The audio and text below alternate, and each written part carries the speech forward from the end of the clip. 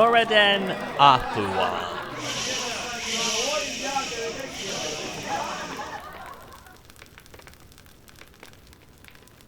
Historians still seek to find out more about the mer whose actions ended the Fourth Era. Many are the tales that have been told of him, and most of them seem to contradict each other. Most know him as the fabled Dragonborn of the Fourth Era, the savior of all Nirn, the mer who restored the lost dragon blood of the Septim line of emperors to all Mandus. Some insist that he was a cunning thief. More insist that he was a warrior without compare. Still, others argue that he was a mage of unrivaled power. There are whispers that he was the slave to the Daedric lords. Some even claim, in tales told in the darkest corners of Skyrim, that he was a vampire lord. Like all legends, there are bits of truth hiding among the embellishments and the exaggerations. No single telling of the legend matches any others. But there are some few things that are always the same. The truth, however, the truth is not what the bards would have you believe.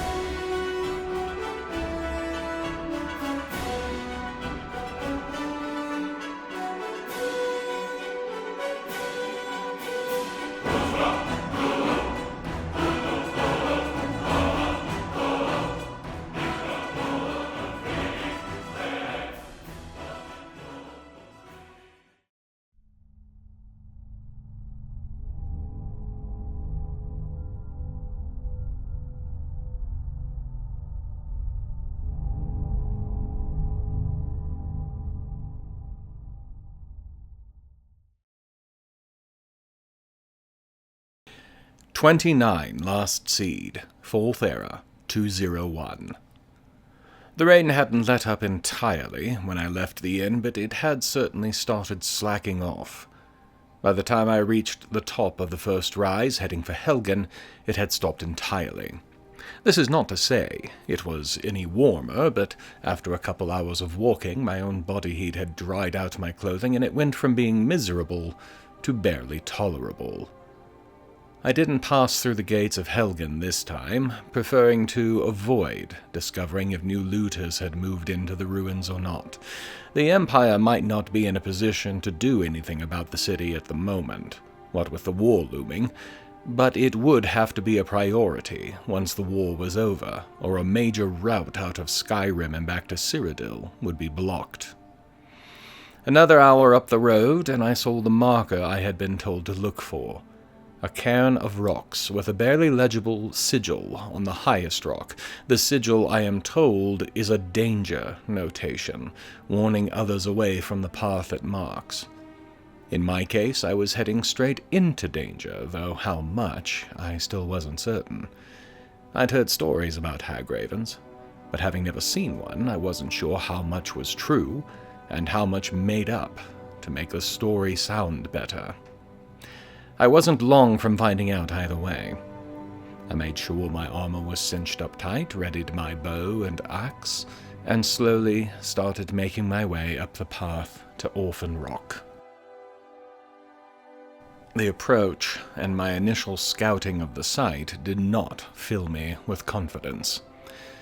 There was only a single woman, quickly silenced, on apparent patrol around Orphan Rock itself, but the remainder of the area's setup was going to be tricky.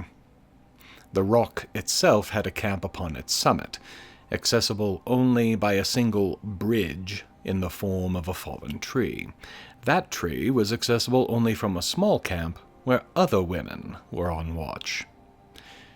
The Hagraven involved is likely in the camp on the rock itself, which means that approaching her is going to be very dangerous. Stealth is going to be my friend here, I think. Depending on how quickly they realize that I'm here and how long it takes them to figure out roughly where I am, this is going to be ugly. The first part of the plan went more or less as I'd wanted. More in that I killed the 2 women in the camp, less in that they spotted me first and were able to get the warning out to the Hagraven, though they were silenced before they could get the Raven involved in the defense. This turned out to be a good thing. The witches were bad enough.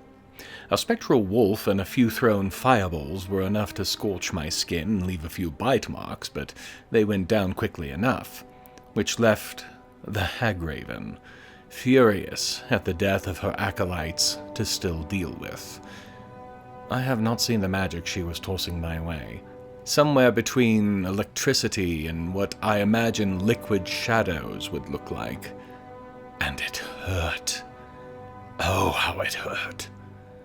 It exploded on impact with anything solid and affected me if I was anywhere near it.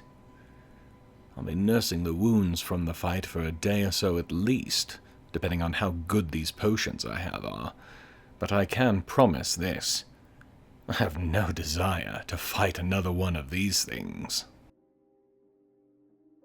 Once I was more or less certain that the Hagraven was down, I crossed the tree bridge slowly, wary of an ambush.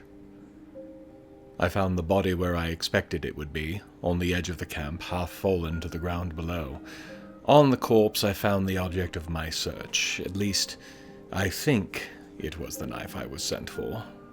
It was certainly not of a design I'd ever seen before, and that doesn't even bring into it the oily and greasy feeling I had just touching the thing. I feel even less sure of Priestess Purespring's plan here. How could something like this possibly have any purpose that wasn't evil somehow?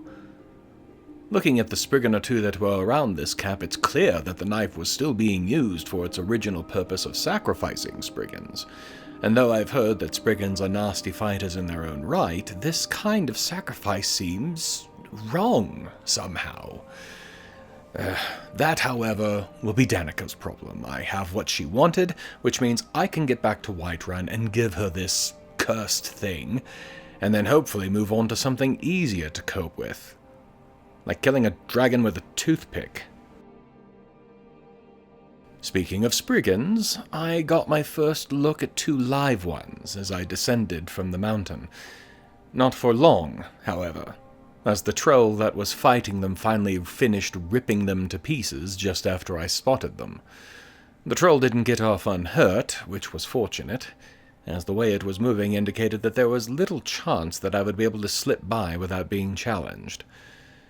After all, if a Spriggan can turn invisible and still be spotted, then what chance did I have? I put a few arrows into the creature from long range, which seemed enough to do the job, all without aggravating my currently existing injuries, which was a nice bonus. The weather in Whiterun Hold is, if this is normal, truly abysmal. After heading down the pass from Riverwood, the weather turned yet again, and started to dump rain upon me. Night is falling, the rain is falling, everything is falling, including, I must admit, my own spirits. This was supposed to be something simple. Pick up a weapon, fight the Stormcloaks, kill Ulfric, live a better life. But no.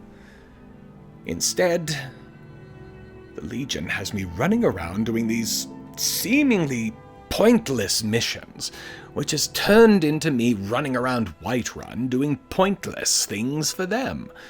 None of this is doing a thing to get me closer to my goal. What do I have to do to get someone killed around here? I feel powerless. Again. Are my circumstances better? Yes. Do I sleep indoors in relative warmth now? Yes.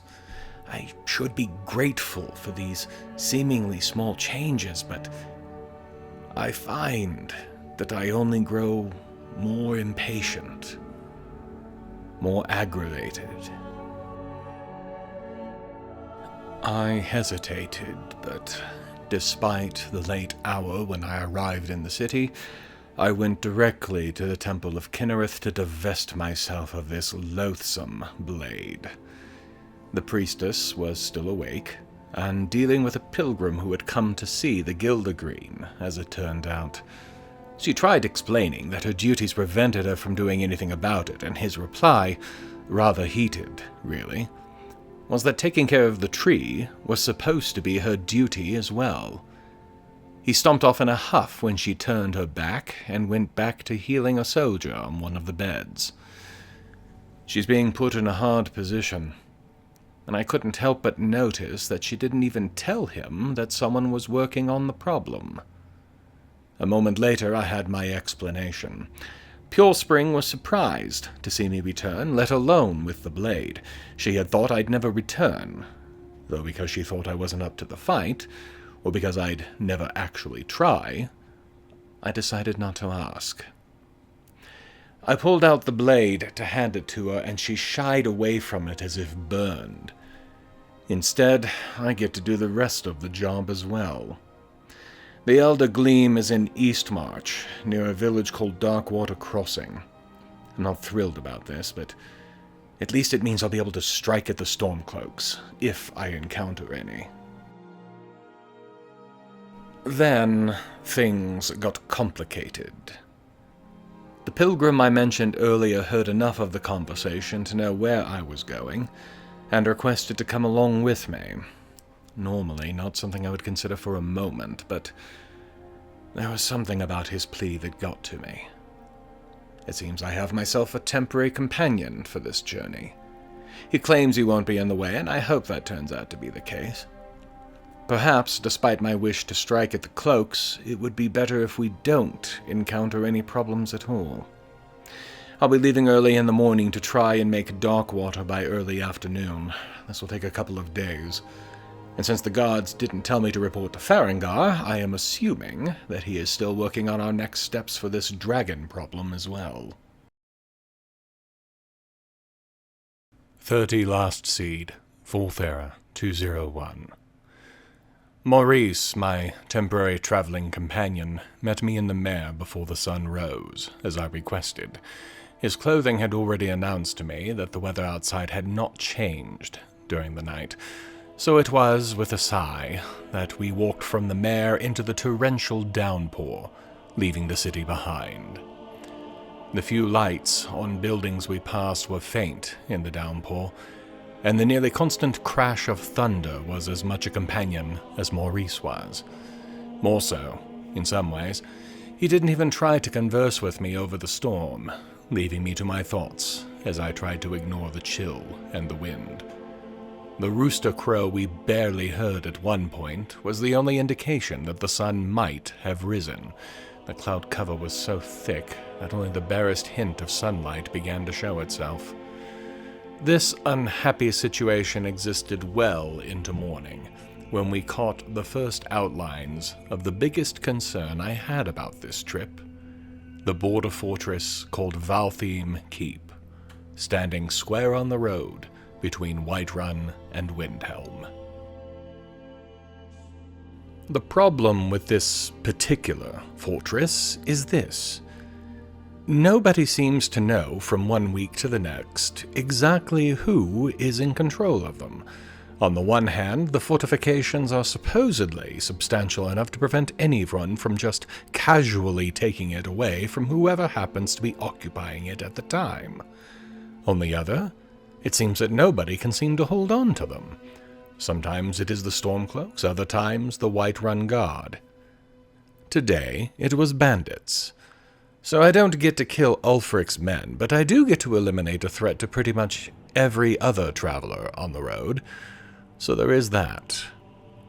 The thing about many bandits is that they are not overly bright. Now, I am no tactical prodigy, but even I know that leaving the walls and charging unarmed at a person shooting arrows, no matter how unskilled, is a bad idea.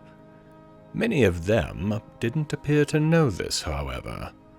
Or rather, they learned it just before their lives ended. With their apparent suicidal intent now met, I made a quick run-through of the towers, picking up anything of worth. We'll have to see who owns the place tomorrow, or the day after, when I travel back through, but whoever shows up next is going to have an exceptionally easy time of taking over the site. They will likely never know who cleared it out. Unless Maurice tells anyhow, and I don't think he'll want to spread a story in which his major contribution was running around like a chicken without its head, shouting, I yield, the entire time. I could be wrong, though. On the upside, he did stay out of my way during the fighting, so he did hold to his word. The rain finally passed on as we descended into Eastmarch, something that, were I one to believe in omens, would bother me to no end. The skies even cleared up considerably, and with the hot springs not far distant, it even began to feel a bit warm. Enough so that we were at least able to dry out and feel normal for the first time all day. Though it was later in the day, the events at Valtheme had taken some time to clear up and clean up. I was certain we could still make Darkwater, with at least some daylight left, assuming we didn't have any other stops along the way anyhow. Maurice, now that he wasn't shivering with the cold, turned into a bit of a chatterbox as well, filling me in on a lot of news and other things that would most likely think common knowledge, but that nobody would ever think to tell to a beggar. Since he was also dunmeri, we also had a few cultural items to share back and forth, such as the massive statue and shrine to Azira that, somehow, none of us in Windhelm knew a thing about, despite the fact that it wasn't all that far from the city. The bridge at Darkwater had a small surprise for me. The victim of a bandit attack. This, by itself, is not unusual. Them leaving her alive is. Makara was originally targeted to be kidnapped for a ransom. This plan went sideways when she didn't go along with the plan, leaving several wounded, and when she then revealed that there was nobody to pay her ransom anyhow. Beatings ensued, belongings were taken, and Khajiit were left for the crows, the usual story. I found her in time to heal her up to a point where she was coherent. I have enough details about what happened that I believe I can track down these bandits, maybe get her belongings back. I promised her I would have a chat with them. She looked eager to be a part of the discussion herself, but her injuries won't permit it. Instead, she will be in Darkwater until I can return. I may as well deal with this now, while I have the time. 31 Last Seed, 4th Era, 201. The inn at Darkwater is barely worthy of the title, I think. If the owner could have gotten away with bunk beds and a strict sleep schedule, I think he would. Regardless, it was cheap, and that meant that the pair of us could dry out properly. Socks just never seem to dry out while they're being worn. And get some hot food into us, both of which made our dispositions quite a bit more positive. I was able to get more definitive directions to the Cave of the Eldergleam, along with a warning not to bother the people who were soaking in the hot pools near there. I wasn't sure why that was a warning that needed to be given, but I accepted the advice regardless. And then the two of us left into the pre-dawn morning, bound for a mystical ancient tree. Divines above. Priestess Purespring said there was something about the Eldergleam, something that proved that it was a sliver of the divine. but I put that down to the usual hyperbole and legend. My first sight of the tree, however, well, I have a hard time arguing with her. My traveling companion and I were not the only ones taking in its glory either. There was an entire group of, well, I hesitate to call them worshippers, but the word does fit. Magnificent. Simply breathtaking. Walking to the top of the cave, I found myself blocked by the root system of the tree. Trying to climb over them, they shifted and moved to prevent my progress. Reluctantly, I pulled out the dagger obtained from the hag-ravens, Nettlebane, and placed the flat of the blade against the root system. Imagine, if you can, that your soul has been strung out like a string, something small, something insignificant, places something against your soul, which, for whatever reason, makes your entire being vibrate, as if the string were plucked by a bard. Except it is not something beautiful, but teeth-wrenching that emerges. That, I believe, may be the closest I can come to understanding why the tree moved its roots as quickly as it did. Maurice, well, he was not thrilled with this. Only now did he think to ask why I was even coming here. Knowing the full story, he called it barbaric, which I honestly couldn't argue with. I had no other ideas on how to proceed. But it turned out that he did. I followed him now, as we walked without further impedance to the tree itself. Maurice walked up to it and fell to his knees and, well, it wasn't a prayer so much as just a general feeling of request, adoration, and desperation. For minutes he gazed up with wonder and admiration at this massive tree, and nothing happened. Then, slowly, a single branch descended from the main trunk. It plowed straight into the earth before him and then separated itself from the main tree. A new, living sapling from the Elder Gleam.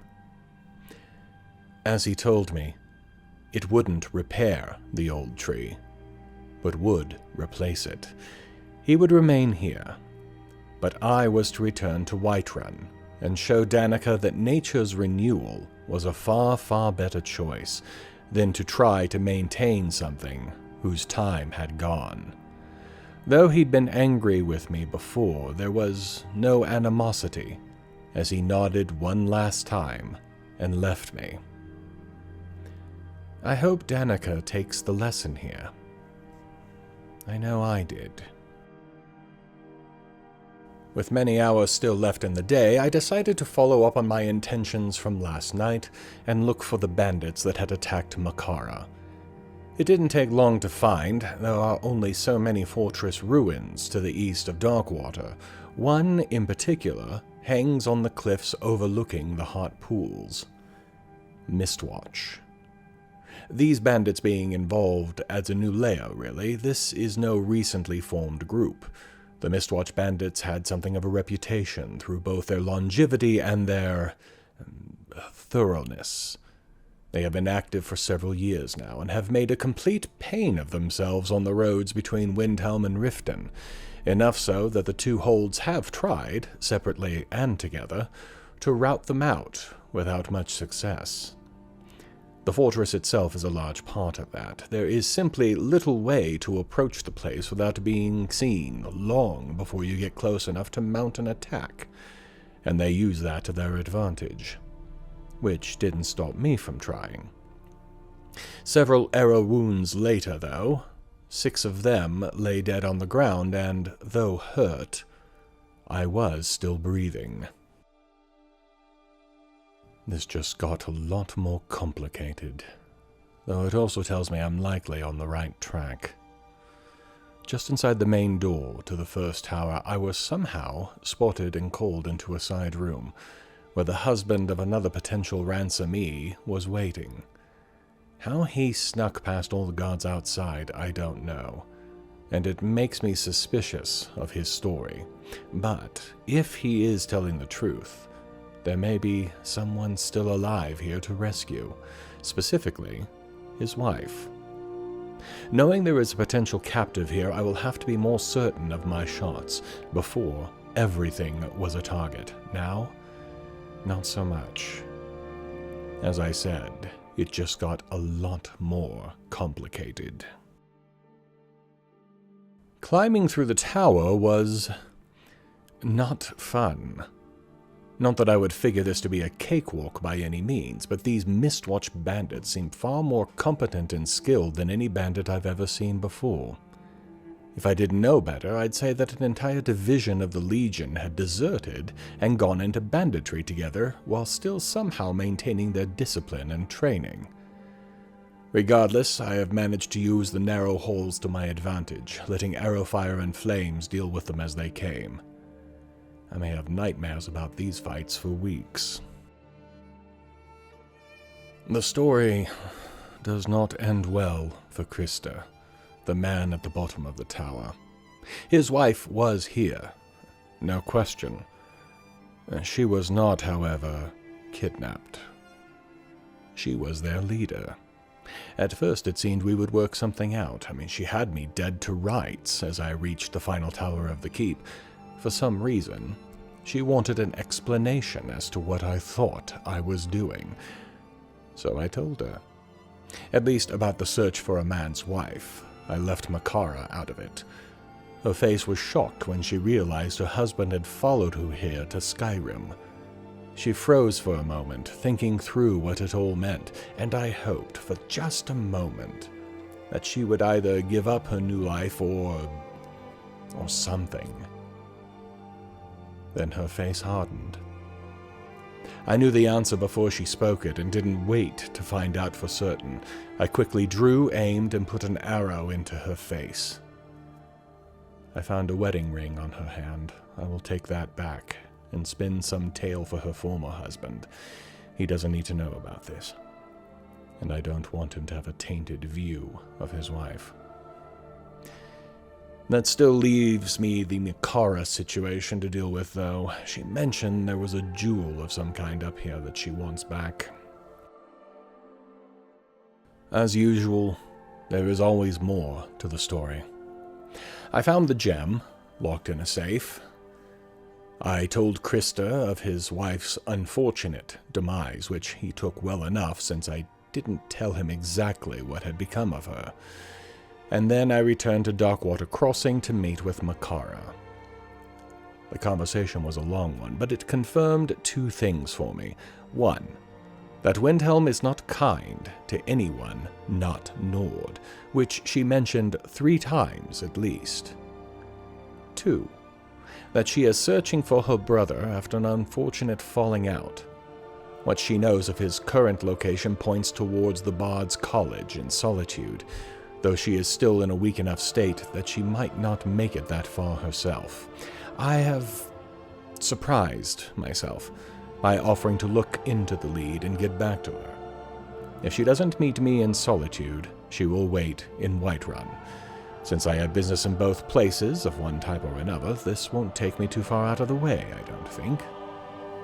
I took a room at the inn once more, and prepared to return to Whiterun and put the whole business with the Gildergreen to rest.